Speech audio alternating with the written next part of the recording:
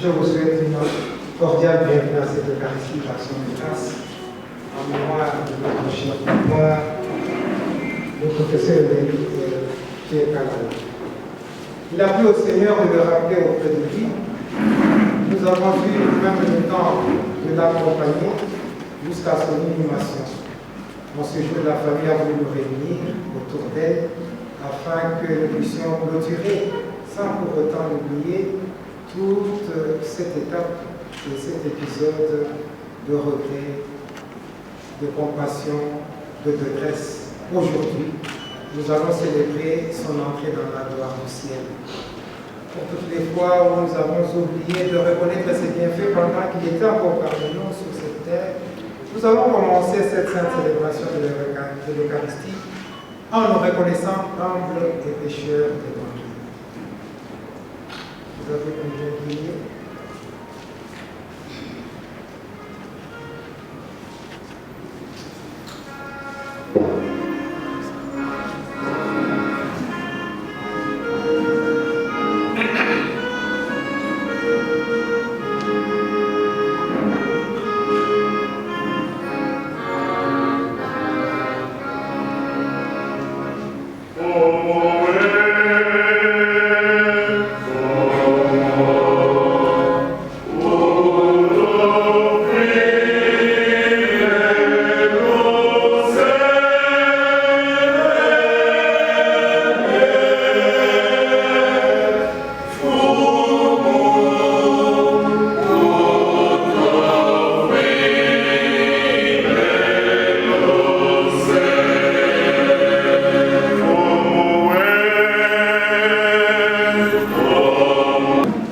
Pardonne nos péchés et nous conduise à la vie éternelle.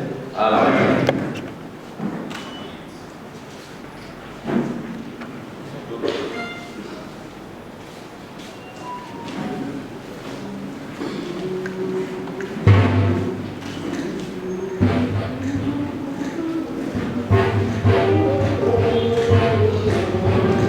Wakwela di Mokomoro, wewe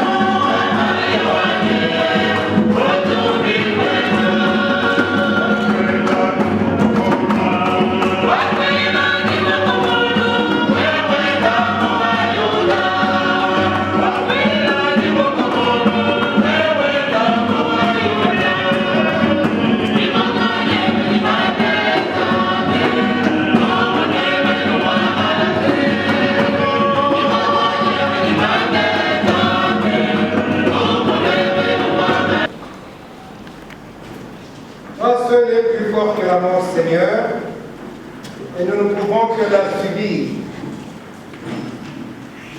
Le mal n'a pas de pouvoir sur toi, mais il éprouve chacun d'entre nous.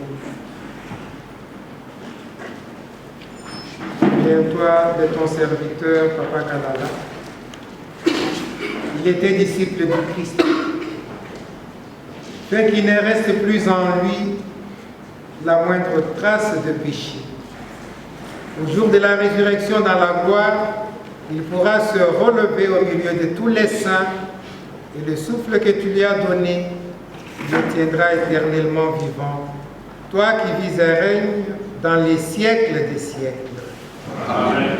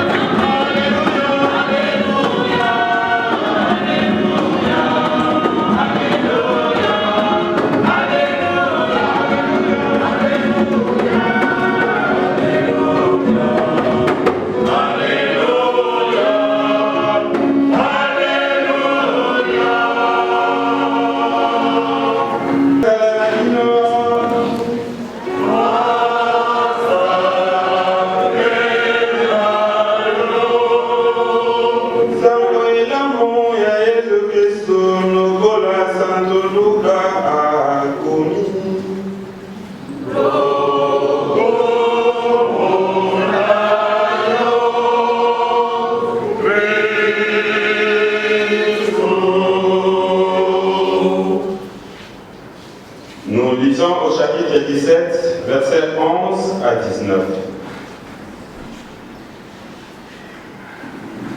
Jésus, marchant vers Jérusalem, traversait la Samarie et la Galilée.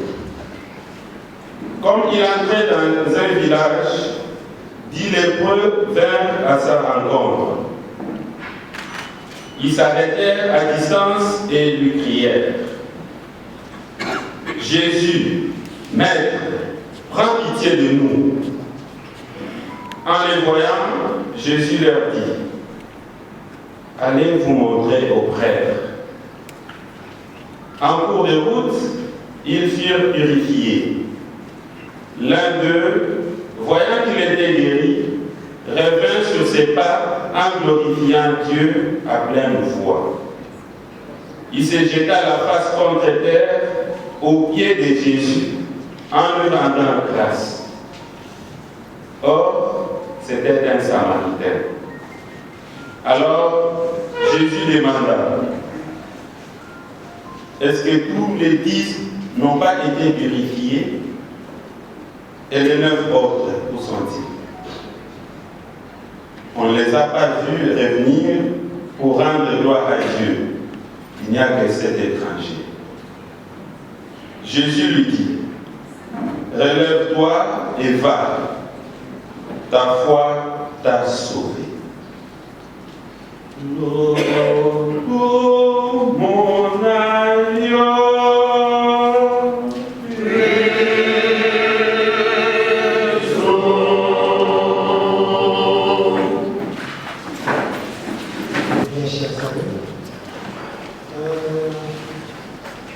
Un écrivain français très célèbre, que la plupart connaissent, l'ont étudié au cours des leurs humanités, appelé Albert Camus, autant poète, écrivain, romancier de grand renom.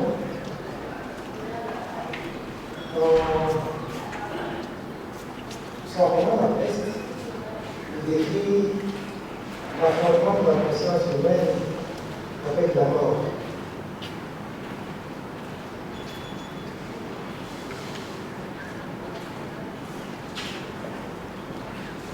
Sa révolte a été aussi grande étant donné que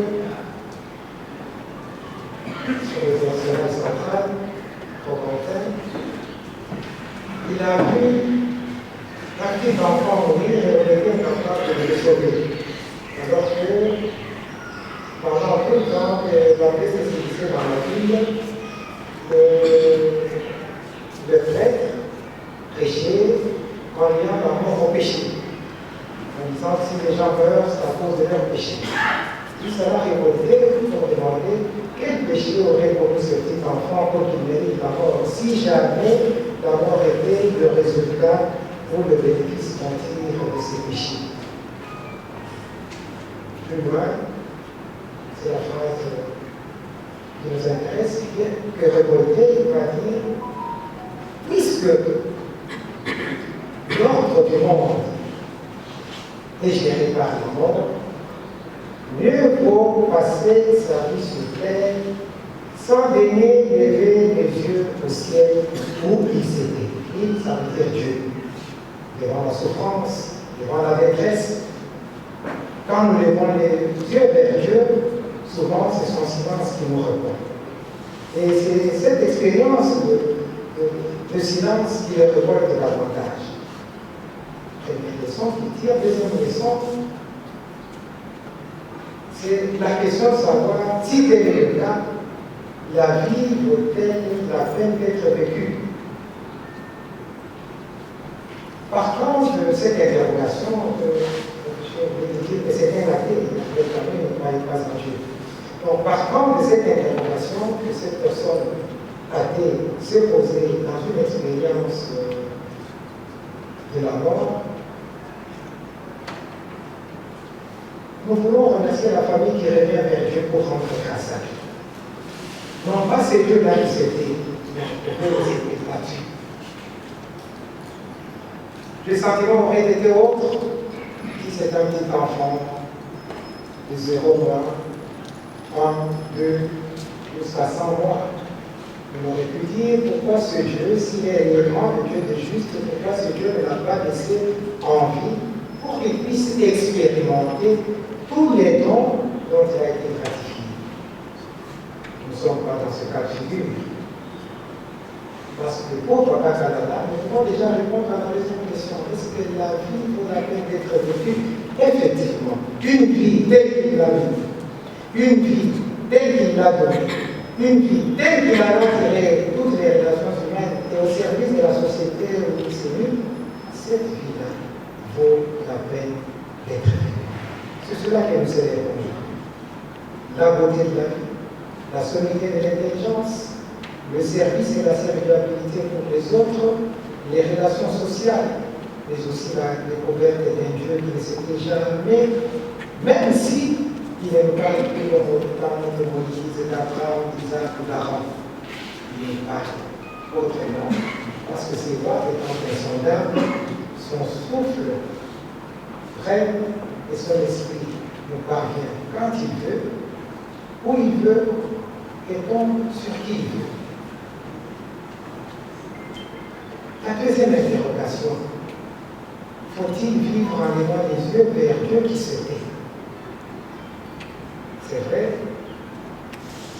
dans beaucoup de circonstances, nous avons interrogé ces dieux, nous avons imploré qu'il intervienne dans nos vies, qu'il nous sauve d'une situation, d'une difficulté, dans la famille, dans la profession. Chez certains, il s'est manifesté, d'autres attendent toujours. Mais notre Dieu n'est pas un Dieu de discipliné, ce n'est pas un Dieu de mathématiques, ce n'est pas un Dieu de la justice obligative. Ça veut dire, j'ai 300 francs, je peux acheter une boîte d'allumettes. Si j'en ai 600, je peux en acheter 2. Ce n'est pas ce Dieu-là dans les relations commerciales et mercantiles. C'est un Dieu qui est bon à sa façon. Et pour pouvoir l'affronter, il faut un minimum de foi. C'est pourquoi Saint Augustin disait, mieux vaut croire pour comprendre et aussi comprendre pour croire. Discuter de ce Dieu quand on n'a pas eu même base de foi, on ne va pas s'entendre. Parce que l'expérience de foi que certains font, d'autres ne la font pas. C'est ainsi qu'il y a un minimum de foi et qui est en chacun de nous, parce que cette foi existe indépendamment du Dieu de Jésus-Christ qui nous a été amené par la colonisation. Il existe dans la foi de nos ancêtres. Même si on n'est pas pratiquant, on a un petit fond de survie, d'espérance dans la vie des ancêtres, de lien, de renforcement de la vie, de revenir à un monde invisible, que ce monde-là, on appelle celui de Dieu, d'Allah, ou de Bouddha, ou de quelqu'un d'autre. Donc là, toujours, informant, comme ça, comme je dis, Dieu nous a donné la raison pour découvrir les choses mystérieuses de la vie. Et parce que nous avons la raison de découvrir la foi, n'est pas quelque chose d'extraordinaire, ce n'est pas un miracle non plus. Parce que c'est par la capacité de la rationalité que nous découvrons que l'homme ne peut pas souffrir de lui-même, il ne peut pas être la cause de lui-même, il faut une cause au-delà de toute cause, on peut appeler la cause imposée. Parce que lui ne sait pas possible. Et cette possibilité-là est donnée à chacun. Et maintenant qu'il n'intervient pas, faut-il dire on ne peut pas lever les yeux vers le ciel pour lui céder comme appelle la Bible le préconise? Non, au contraire, en partant, excusez-moi, je peux faire l'expérience de foi à partir de quelqu'un qui ne croit pas. Au contraire, c'est parce que la vie est gratuite, c'est parce qu'on ne la comprend pas qu'on peut espérer en ce Dieu-là. Une chose que l'on comprend totalement, on n'en prend pas d'importance. Et une chose comme la mort, comme l'amour, comme la souffrance, ce sont des choses qui n'ont pas de coefficient calculateur. Ces choses-là, on ne peut pas les comprendre comme ça, tout simplement. Mais puisque nous les comprenons, là, il y a une notion de foi et d'espérer. Voilà pourquoi une vie vécue pour les autres, voilà la peine d'être vécue, et ensuite, on a l'église ou on a pas à l'église, cette vie-là a son accomplissement chez Dieu et chez les autres. Et parce que nous faisons partie des autres. Aujourd'hui, nous faisons une prestation de grâce. Pour venir rendre grâce à Dieu, comme nous l'avons entendu dans l'évangile, extrait du livre de Luc, on nous présente des lépreux qui ont été guéris, parce que le simple fait que nous sommes en vie, c'est déjà un nom de Dieu. Nous ne faisons pas attention. Nous ne sommes pas en vie à cause de nos mérites.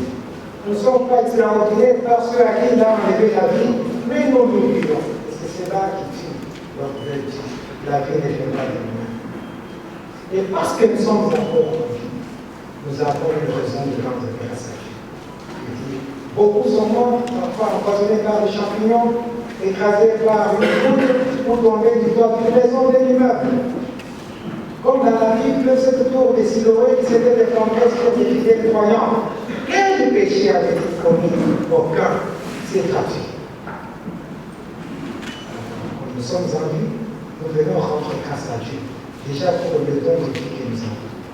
Et deux, nous rendons grâce à Dieu plus particulièrement, étant donné la circonstance que nous réunit, tous ceux qu'il a donné à Papa. La progéniture, l'intelligence, la sociabilité, une modestie hors pair. Et voilà, je peux dire à la famille, remercier Dieu de nous avoir donné, de rencontrer sur votre route quelqu'un qui avait un si grand talent. C'est cette action de grâce que nous célébrons aujourd'hui, non plus la détresse.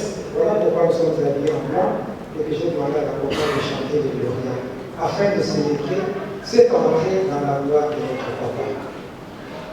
Désormais, nous ne le verrons plus comme cela, nous ne parlerons plus, il ne nous écoutera peut-être plus jamais, nous n'aurons plus jamais droit à vivre, à goûter à son sourire, son français châtié, et tant d'autres choses que nous avons entendu à travers plusieurs témoignages depuis que nous avons arrivé dans le pays ici. Mais comme une seule des personnes atteintes de l'époque, de la lèvre, est revenue dire grâce à Dieu. Et le Christ demande. Il n'y a qu'un seul qui est revenu, et les autres. Et celui qui est revenu, c'était un Samaritain. Ça veut dire un Samaritain, ce n'était pas un Judéen, c'était un étranger. D'ailleurs, la parole de Dieu sur le bon Samaritain montre que la charité est venue par quelqu'un qui n'avait aucune conscience, aucun pouvoir, aucune obligation de rendre, d'apporter une aide à une victime, un jeune vivant, du banditisme sur la route. Donc c'est cet étranger-là qui n'a aucune raison de rendre grâce à Dieu. C'est ça ma troisième idée. Vous savez pourquoi nous ne pouvons pas rendre grâce à Dieu? Parce que nous nous considérons souvent, malheureusement, ultimement, des ayants droit. Les Samaritains n'étaient pas ayants droit. Ce sont les Juifs qui étaient ayants droit. Et eux, ils n'ont rien fait par rapport à Seigneur a été donné la grâce de la guérison parce que c'était un droit.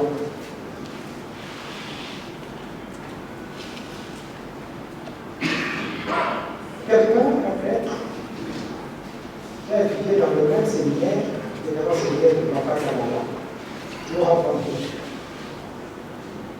Avant l'épisode de l'Euro,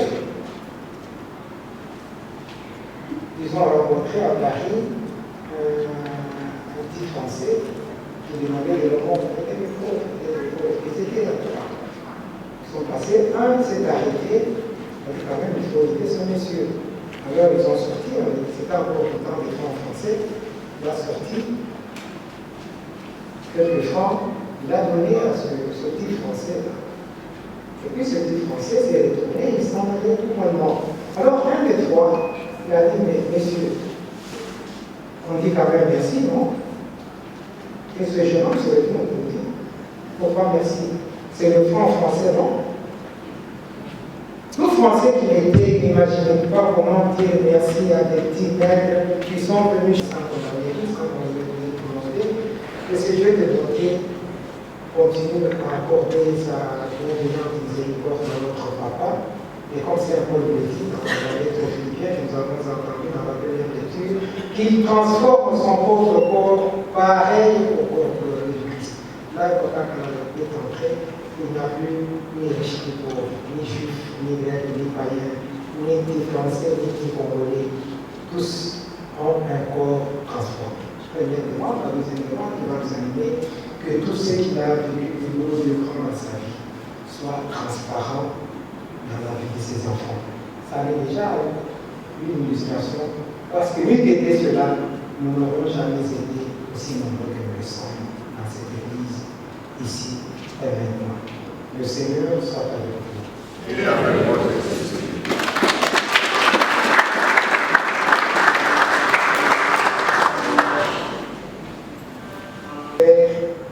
Nos diverses intentions, elles seront spontanées. Celui qui voudra offrir à Dieu une intention de prière pour Papa Canada, pour la famille, pour la communauté, ses collègues de travail, il est appelé à le faire dans la langue du Paris unitaire.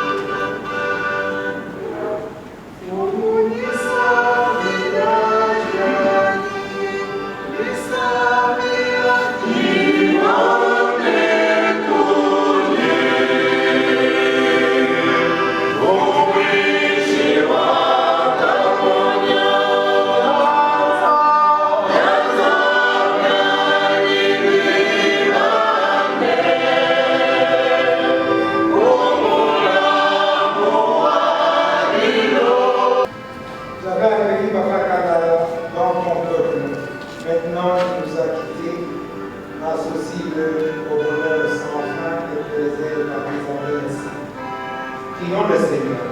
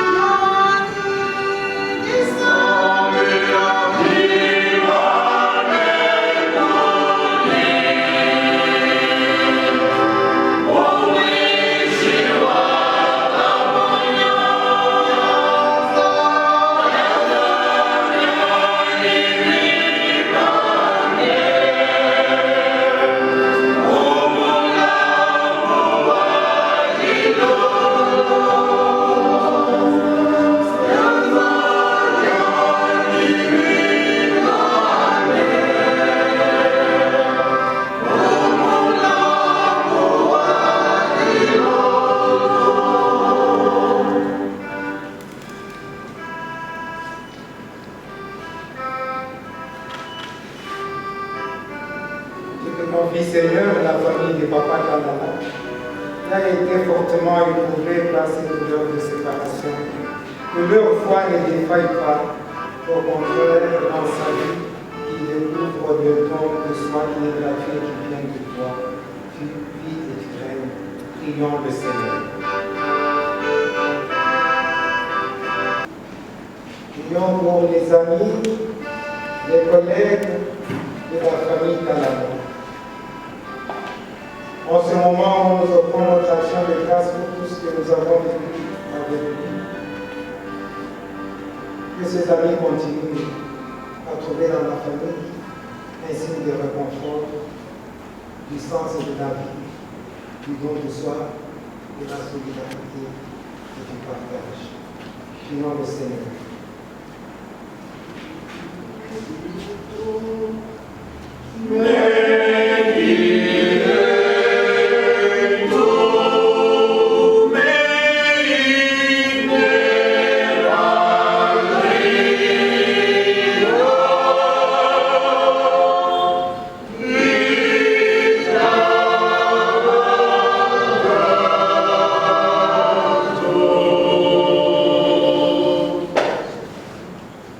Accepte, Seigneur, la prière de ta famille assemblée devant toi et daigne reconnaître celle de ton Fils Jésus-Christ, notre Seigneur, qui vit et règne avec toi aujourd'hui, demain et dans les siècles des siècles. Amen.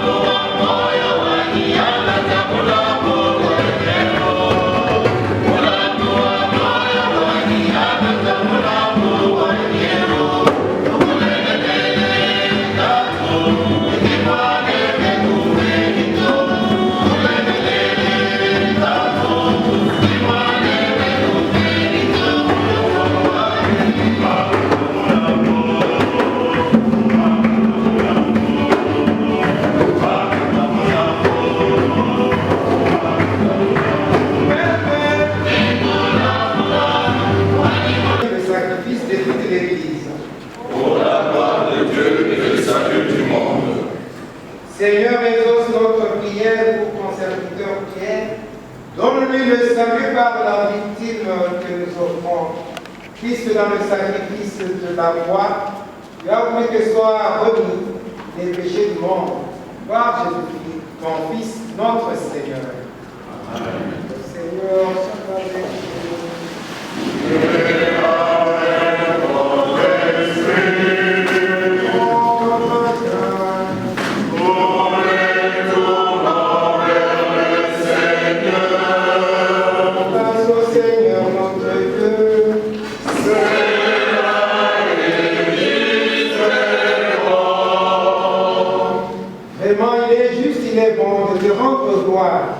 Il est juste, il est bon de t'offrir notre action de grâce toujours et en tout lieu. À toi, Père très saint, Dieu éternel et tout-puissant, par le Christ notre Seigneur. C'est en lui qu'a resplendi pour nous l'espérance de la résurrection bienheureuse. Et si la loi de la mort nous afflige, la promesse de l'immortalité nous apporte la consolation. Car pour tous ceux qui croient en toi, Seigneur, la vie n'est pas détruite, elle est transformée. Et lorsque prend fin leur séjour sur la terre, ils ont déjà une demeure éternelle dans les cieux. C'est pourquoi, avec les anges et les archanges, avec les puissances d'en haut et tous les esprits bienheureux, nous chantons l'hymne de ta gloire et sans fin. Nous proclamons.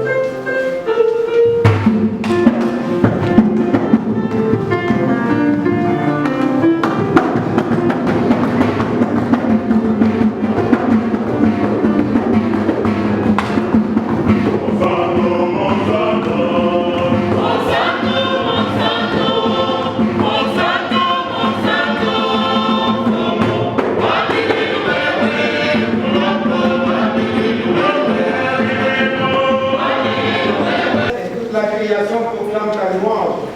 Car c'est toi qui donnes la vie.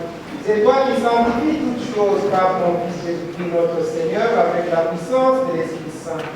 Et tu ne cesses de rassembler ton peuple afin qu'il te présente partout dans le monde une offrande pure. C'est pourquoi nous te supplions de consacrer toi-même les offrandes que nous apportons. Sanctifie-les par ton esprit, pour qu'elles deviennent le corps et le sang de ton Fils Jésus-Christ notre Seigneur, qui nous a dit de se lever sur l'Israël. La nuit même où il fut livré, il prit le pain. En te rendant grâce, il le bénit. Il le rompit et le donna à ses disciples en disant: Prenez et mangez-en tous, ceci est mon corps livré.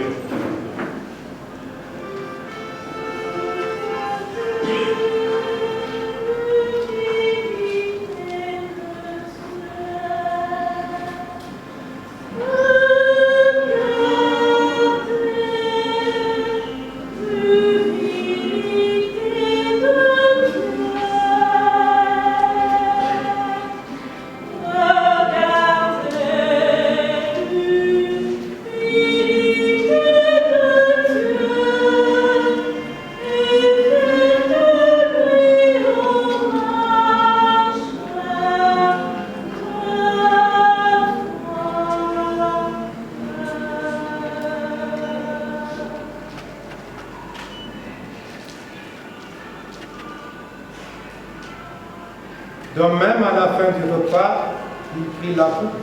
En te rendant grâce, il la bénit, il la donna à ses disciples en disant: Prenez et buvez-en tous, car ceci est la coupe de mon sang, le sang de l'alliance nouvelle et éternelle, qui sera versé pour vous et pour la multitude en rémission des péchés. Vous ferez cela en mémoire de moi.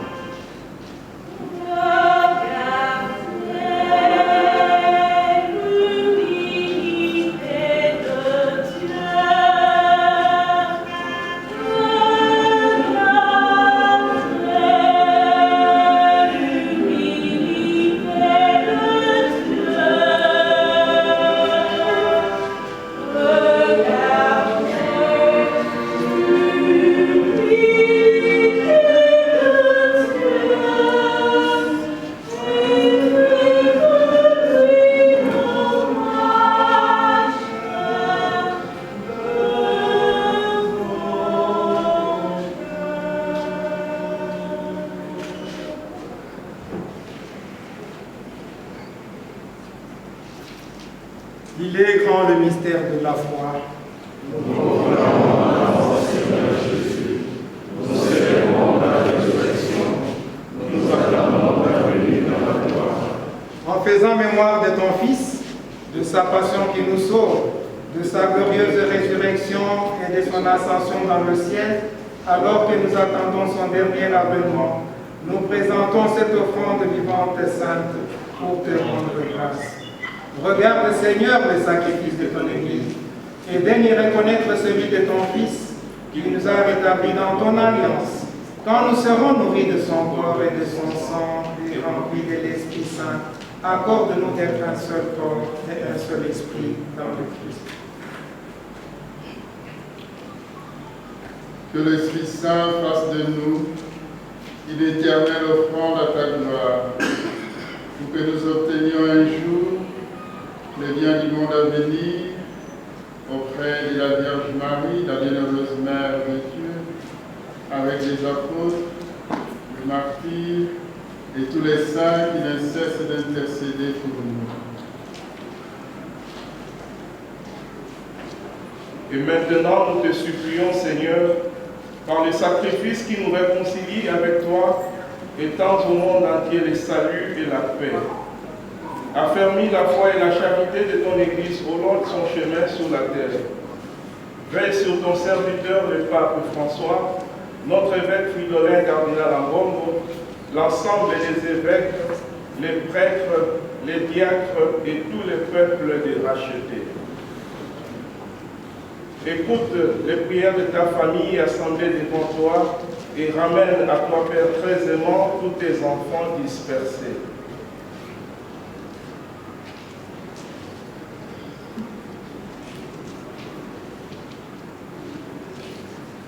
Souviens-toi de ton serviteur que tu as appelé auprès de toi et qui dort dans la pluie. Puisqu'il a été baptisé dans la mort de ton Fils, accorde-lui de participer à sa résurrection. Le jour où le Christ est ressuscitant des morts, rendra nos pauvres corps pareils à son corps glorieux. Souviens-toi aussi de tous les autres défunts de la famille. Souviens-toi des hommes et des femmes qui ont quitté ce monde, et dont tu connais la droiture. Et sois dans le royaume. Nous espérons être comblés de ta gloire, tous ensemble et pour toujours, en te voyant, toi notre Dieu t'édifié. Nous te serons semblables éternellement, et sans fin nous chanterons ta louange, par le Christ notre Seigneur, par qui tu donnes au monde toute grâce et tout bien.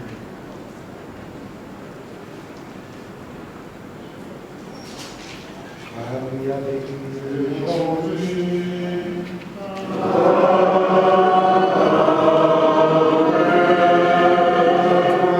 le Père Tout-Puissant, dans l'unité du Saint-Esprit.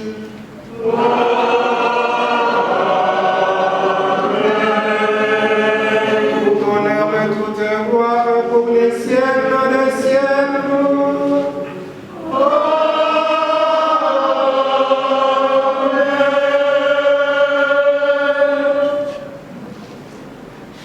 Unis dans un même esprit, autour d'une même souffrance, nous pouvons redire ensemble cette prière que le Seigneur nous a apprise.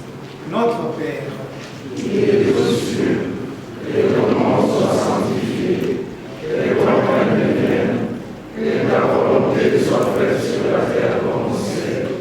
Donne-nous aujourd'hui notre pain de ces jours. Pardonne-nous nos offenses, comme nous pardonnons aussi à ceux qui nous ont offensés. Et ne nous laisse pas entrer dans la tentation, mais délivre-nous du mal. délivre-nous de tout mal, Seigneur, et donne la paix à notre temps. Par ta miséricorde, libère-nous du péché, rassure-nous devant les épreuves. En cette vie où nous espérons le bonheur que tu promets et l'avènement de Jésus-Christ, notre Sauveur. Grâce et la gloire appartiennent, le règne, la puissance et la gloire, pour les siècles des siècles. Amen. Seigneur Jésus-Christ, tu as dit à tes apôtres, je vous laisse la paix, je vous donne ma paix. Ne regarde pas nos péchés, mais la foi de ton Église. Pour que ta volonté s'accomplisse, donne-lui toujours cette paix et conduis-la vers l'unité parfaite, toi qui règnes pour les siècles des siècles. Amen. Que la paix du Seigneur soit toujours avec vous. Et avec votre esprit. Chers frères et sœurs, dans la charité du Christ, donnez-vous la paix.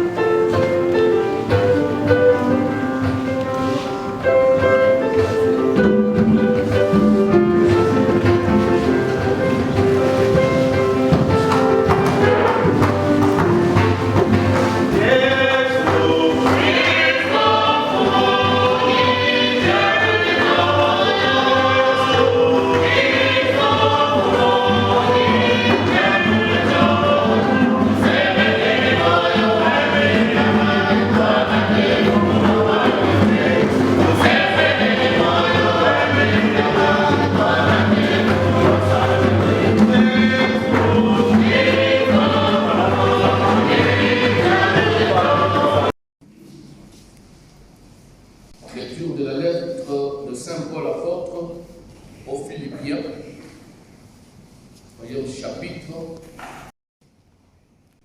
Prenez-moi tous pour modèle. Et regardez bien ceux qui vivent selon l'exemple que nous vous donnons, car je vous l'ai souvent dit, et maintenant je le redis en pleurant. Beaucoup de gens vivent en ennemis de la croix du Christ. Ils vont tous à leur perte. Leur Dieu c'est leur ventre.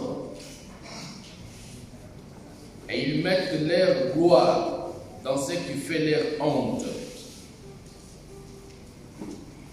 Ils ne tendent que vers les choses de la terre. Mais nous sommes citoyens du ciel. C'est à ce titre que nous attendons comme sauveur le Seigneur Jésus-Christ. Lui qui transformera nos pauvres corps à l'image de son corps glorieux. Avec la puissance que le rend capable aussi de tout dominer. Ainsi, mes frères bien-aimés, que je désire d'en revoir, vous, ma joie et ma récompense. Tenez bon dans le Seigneur, mes bien-aimés. C'est la parole du Seigneur. Nous rendons grâce à Dieu.